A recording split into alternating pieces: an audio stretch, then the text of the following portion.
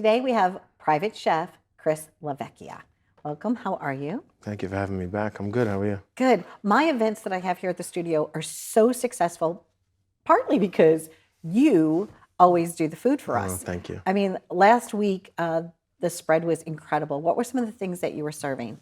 I brought some of the fan favorites. I had the little filet crostini. I did a little shrimp tempura in a cup with some sweet chili sauce.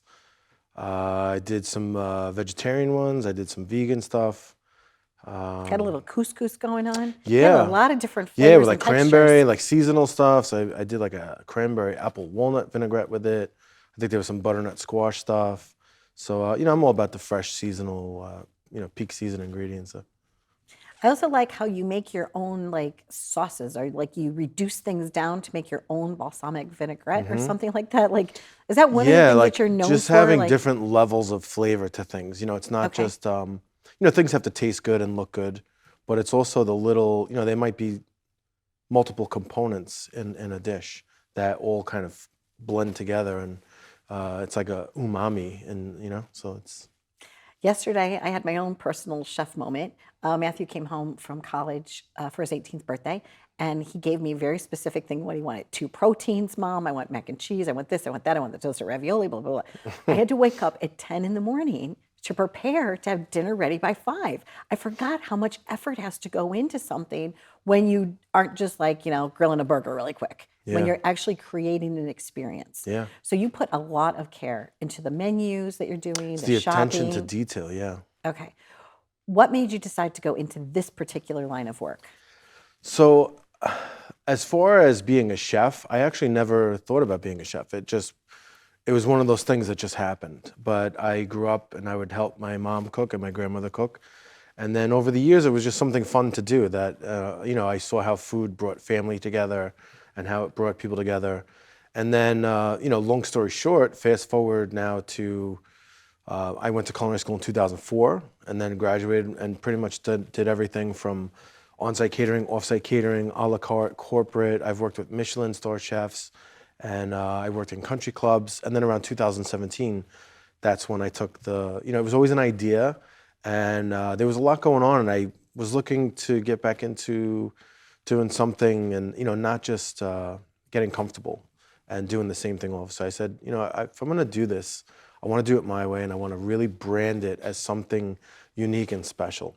So what we do is, we're always doing a special occasion where they're going to go out and go to a nice fancy restaurant. So it's like doing that, but in the comfort of their home. So all the menus are customized, and the menu's the way they want it. If you want a specialty menu or a gluten-free menu, a vegan menu, so we do all that. And the attention to detail. You mentioned all the time that goes into it.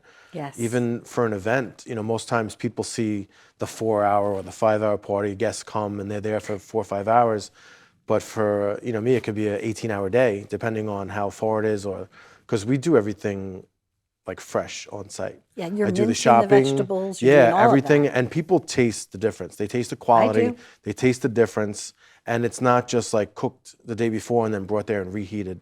So people appreciate that. And presentation too. I went to an event not too long ago.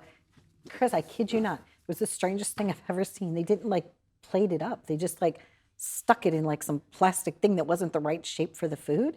It seemed like, I don't know, it's like, it wasn't appetizing. So you have a special way of making it like artsy and beautiful. And I like the fact that it's a complete experience. Like you also have, you can do desserts. You don't have to just run out to the grocery store and buy a cake. But you were saying that you work sometimes with bakers? Yeah, I have good friends that are pastry chefs, and I'm by far not a pastry chef, but I'm trying to get out of that comfort zone, because the biggest thing is getting out of your comfort zone. Something that you don't always do, or even just menus that are a different culture, and you learn different things. So it's always you always have to stay on your toes and just break out of that comfort zone and do something that you don't normally do. So I do some desserts, and I make pretty good desserts, and I'm working on it. It's one of The my. macaroons are delightful.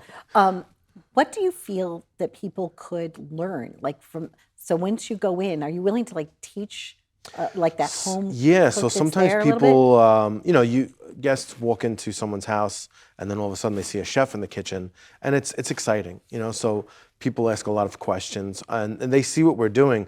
The biggest thing is pasta. People love watching the pasta being made, and Yes. people ask questions. Oh, how do you do this, and how do you do that? So you give them little tips and tricks that they might not already know.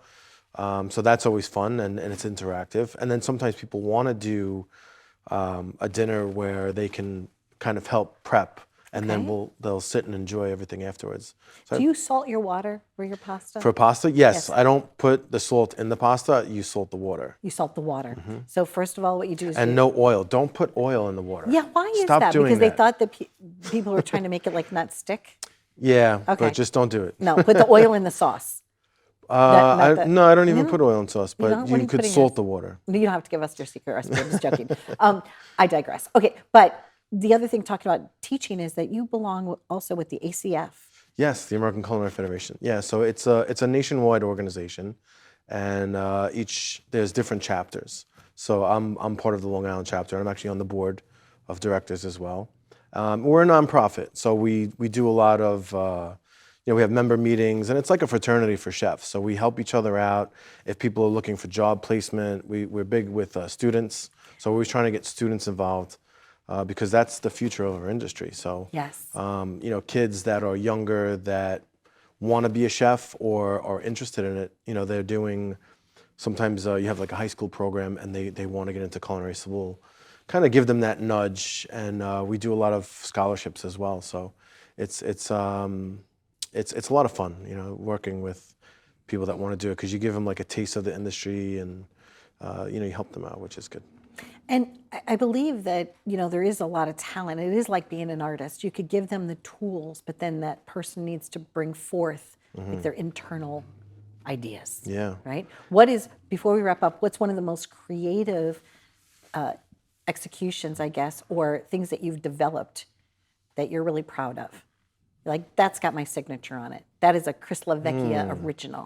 Yeah, there's a few dishes that I've done, and it starts with an idea, and when you construct a plate, when there's multiple components on a plate, everything on its own has to be good. But then you say, does this go with this, and does that go with that, and you start building the dish, and the more you do it, the more you perfect it too. And next time, because you always need different flavor profiles. You need something sweet, you need something acidic, you need something salty, and you kind of combine all those together to make one symphony on a plate.